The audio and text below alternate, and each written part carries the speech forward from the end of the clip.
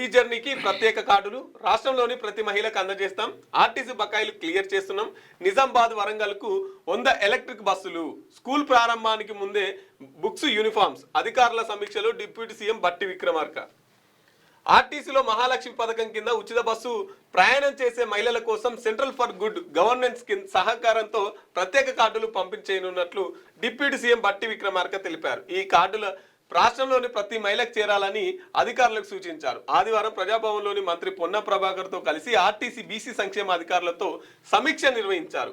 ఆర్టీసీలో PM in drive కింద హైదరాబాద్కు 2800 ఎలక్ట్రిక్ బస్సులు వస్తున్నాయని తెలిపారు.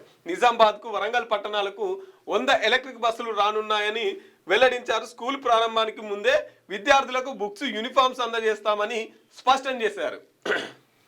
ఇది ఫ్రీ జర్నీకి ప్రత్యేక కార్డులు అంటే ఇప్పుడు అవసరమే ఉంది. ఆధార్ కార్డుతో పోతురు కదా, ఇంకెందుకు ఇంకా మరి కొత్తగా ముంగడేసుకురు. ఇక ఆ కార్డులతోని మళ్ళీ అప్లికేషన్లు పెట్టుకోవాలి. నీకు అర్థం కాలే, ఈ కార్డుల మీద రేవంత్ రెడ్డి బొమ్మ ఉందా?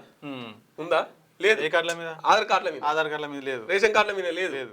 కాబట్టి ఇలా కార్డు ఇచ్చింది అనుకో, దాని మీద ఇలా ఫోటో వేస్తారు. పబ్లిసిటీ అలా తెలవాలిగా.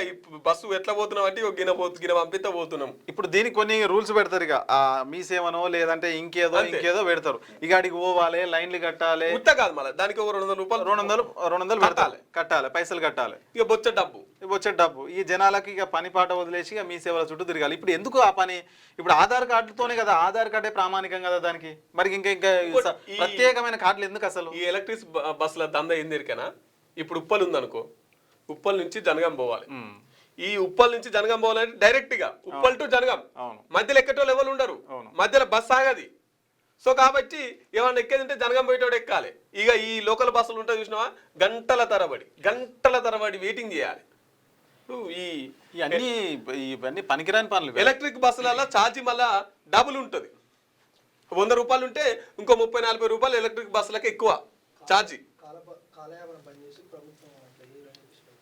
ఇప్పుడు దీనికి ఎలక్ట్రిక్ బస్సులకు ఆధార్ కార్డు ఉందా? ఉంటుంది. ఆధార్ కార్డు చెల్తుందా? అంటే అందులో కూడా ఎలక్ట్రిక్ బస్సులో కూడా ఇప్పుడు మనకు ఆర్డినరీ, ఎక్స్ప్రెస్, డీలక్స్ ఎట్లా ఉంటాయో సో వాటికి కూడా అట్లే ఉంటుంది. ఆర్డినరీ బస్సు ఉంటుంది, ఎక్స్ప్రెస్ ఉంటుంది, డీలక్స్ ఉంటుంది. సో మనకు ఎక్స్ప్రెస్ వరకు చెల్తుంది కాబట్టి ఎక్స్ప్రెస్లో కూడా చెల్తుంది. ఈ ఫ్రీ పథకం నడుస్తుంది. మీకు వార్తలు రాయడం, విశ్లేషణ చేయడం వచ్చా? అన్యాయాన్ని ప్రశ్నించడం తెలుసా? ఇంకెందుకు ఆలస్యం? క్యూ న్యూస్ మిమ్మల్ని ఆహ్వానిస్తుంది. ఉమ్మడి ఆదిలాబాద్, వరంగల్, కరీంనగర్, నిజామాబాద్, ఖమ్మం, మెదక్, రంగారెడ్డి, హైదరాబాద్, మహబూబ్ నగర్ జిల్లాలకు రిపోర్టర్స్ కావాలను సంప్రదించవలసిన ఫోన్ నెంబర్ 8688926084.